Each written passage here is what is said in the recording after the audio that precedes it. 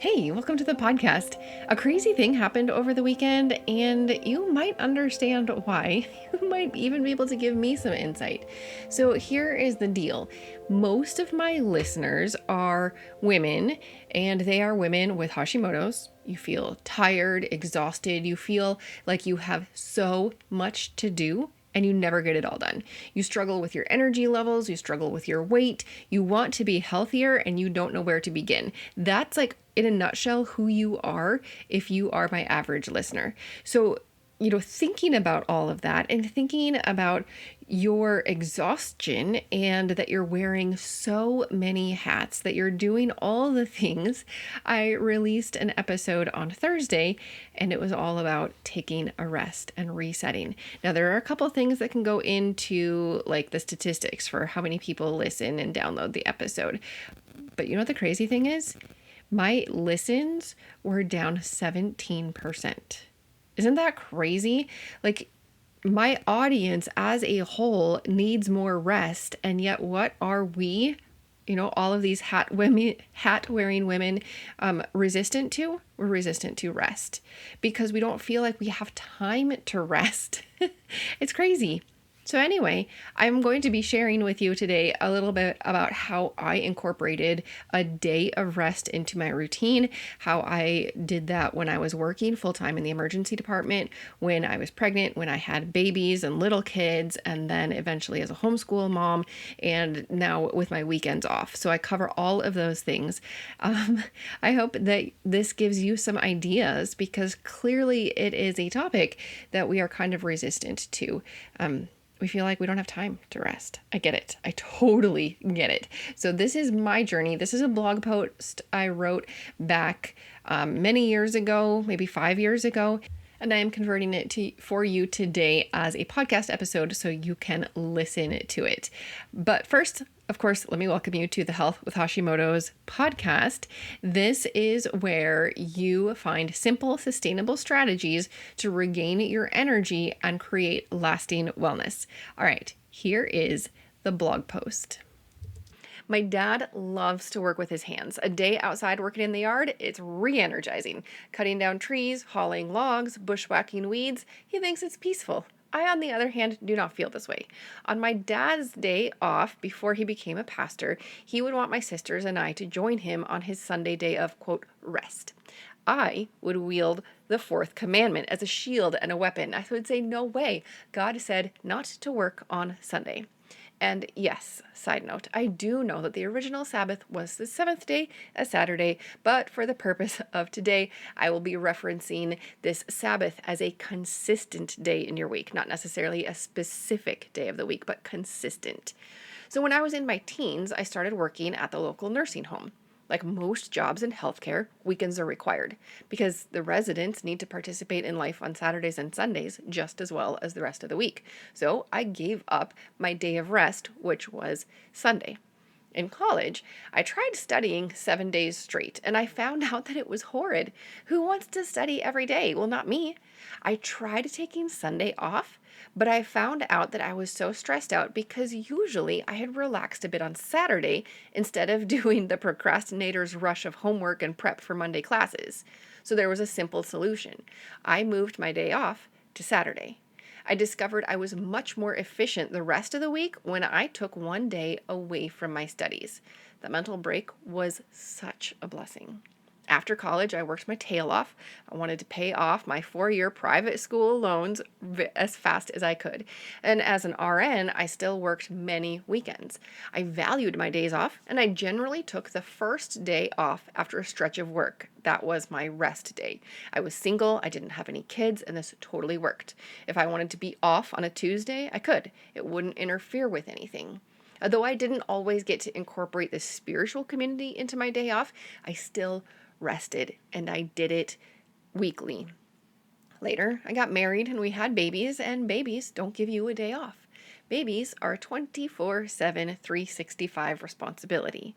My husband and I made sure that we were attending church, and we worked opposite weekends, so one of us was always off on the weekend. We could go to church, but there was no rest in the day. It was just a regular day with an extra activity of church.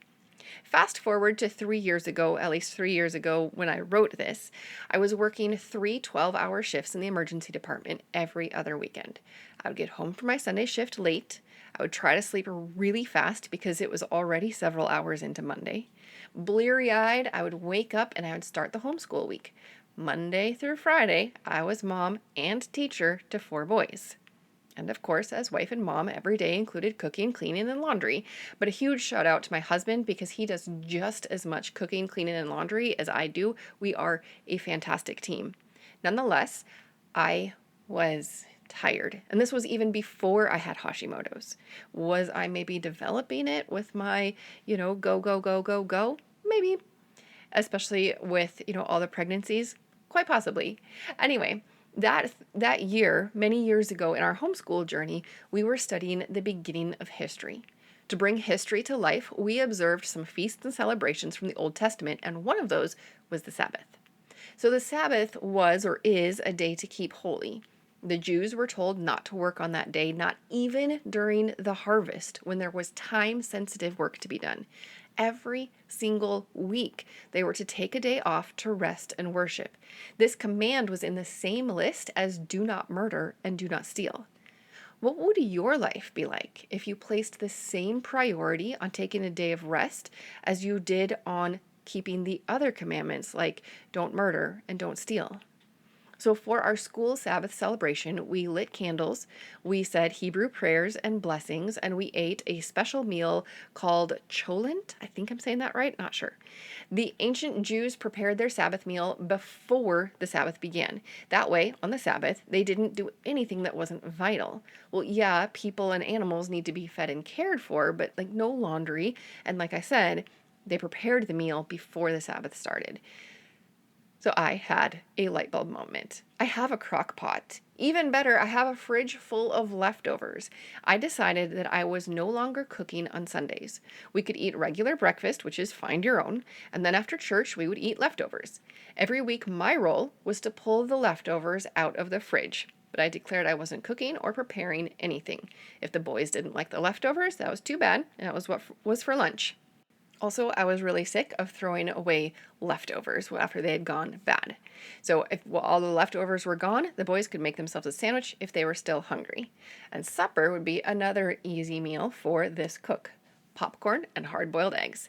This was normally consumed on a picnic blanket on the floor of our den while watching a movie. Is popcorn and hard-boiled eggs a full and balanced meal? No. Does it contain colorful fruits and veggies? No. Is it the most healthy meal of the week? Again, no. Will it hurt them? No. Is there a lot of prep or cleanup? No. And do they look forward to this change from our daily routine? They do. Was it restful for me? Absolutely. So just deciding that I was taking a day off from cooking and meal prep, it was a breath of fresh air. I felt relaxation start to enter my Sundays. And after that, it wasn't hard to institute Mom's Day off the rest of the day. The boys quickly learned that Sunday afternoon is for playing together or independently. Mom's not going to get involved. In fact, Mom often takes a nap on the couch or can be found snuggled under a blanket reading a book, and it is beautiful. 3 years later, when I wrote this, the Sabbath rest was still in place. And now that it has been, 5, 6, 7, it's been 8 years since I originally wrote that, or since I originally instituted it. Our Sabbath rest is still in place. We have changed our Sunday supper. Sometimes it has a smoothie with it so that we do get some greens and some fruits, but it's always very simple. But now that I'm not working every weekend or every other weekend in the emergency department, our Sabbath and Mom's Day off is every week. But sometimes I think I have too much to do. So I add stuff to my day off, whether it's a bit of work or just laundry or, regular stuff that sometimes I let it creep in. And when this first happened, I didn't notice. But what I did notice was that by Thursday, I was spending more time mindlessly scrolling through my screens. My productivity had faltered. I was having a harder time staying focused on work. It was too easy to shift into a cranky, short-tempered attitude. And then it hit me. The weeks when I did not guard my day off, I paid for it later. And not just me, but my husband and kids too. Because when mom's not happy, nobody's happy, right? So now I guard my day off. I don't schedule many activities on Sundays. Of course, we do an occasional get together, a special event, a lot of graduation parties or birthday parties or weddings will happen on Sundays. But I try not to even let those special events get onto my schedule more than maybe once every few weeks. We still eat leftovers for lunch. We still have a simple supper. I nap, I read, the boys play. This unhurried day, the open schedule, simple meals, they're relaxing and restful. And we wake up on Monday ready for a better week. We get more done during that week, and we do it with better attitudes than when I did not have a day of rest. Tim Keller wrote an article called The Power of Deep Rest, and this is what he says. There is a symbiotic relationship between work and rest. We get away from work in order to replenish our bodies and minds. Resting or practicing Sabbath is also a way to help us get perspective on our work and put it in its proper place. Often we can't see our work properly until we get some distance from it and re-immerse ourselves in other activities. Then we see that there is more to life than work. With that perspective and rested bodies and minds, we return to do more and better work. And that was from, like I said, his article, The Power of Deep Rest. So is it your turn for implementing something like this? What thoughts are you having? Are you thinking it works for her, but it would never work for me? Well, I'm going to tell you, as a wife, mom to 4, half homeschooler teacher, that means I am a homeschool teacher and a public school mom, it's business owner, church volunteer, school board member, I understand busy. And because I understand busy, I also understand the need for rest. Rest is the ultimate weapon for your health. Your whole health, body, mind, and spirit. You need rest. So I challenge you to take a day off sometime this week. No work, not around the house, not checking email for your job, just no work. Don't get legalistic about it. That's not the point. The point is to rest. The point is to recharge, to fill your cup. And I'm not going to lie, the first few weeks that I took a day off, I felt guilty. I kept thinking of all the things that I could or should be doing because my brain knew the list of things that I had relegated to when I have time. So all of a sudden, I had time, except I didn't. I had intentionally blocked out that time for rest. So even though I had like a crazy desire to clean our bathrooms from top to bottom, I didn't. I didn't scrub the toilets on Sunday. So if you take a day of rest, let me know how it goes for you. Let me know in the comments below the blog post associated with this podcast episode. You can find it at healthwithhashimotos.com. Hey, thanks for listening to the podcast today. Hashimoto's thyroiditis can be overwhelming and frightening. Your body isn't working as expected, and you get frustrated. You can be dealing with many different symptoms, including fatigue, anxiety, heart palpitations, depression, brain fog, and more. You might find yourself saying, I just want to feel like myself again, and I get it. I created the Hashimoto's 101 guide so that you can understand what Hashimoto's is, what it means for you, and how you can create a path to health. There is hope. You can find better health. Download this free guide at healthwithhashimotos.com/guide. Please help others find this show by rating and reviewing it in your podcast app or by sharing a screenshot of today's episode in your social media stories. Be sure to tag me on Instagram. You can find me at esthy.rn. This podcast is for informational and educational purposes only. Please be sure to discuss any concerns and plans with your trusted healthcare professional.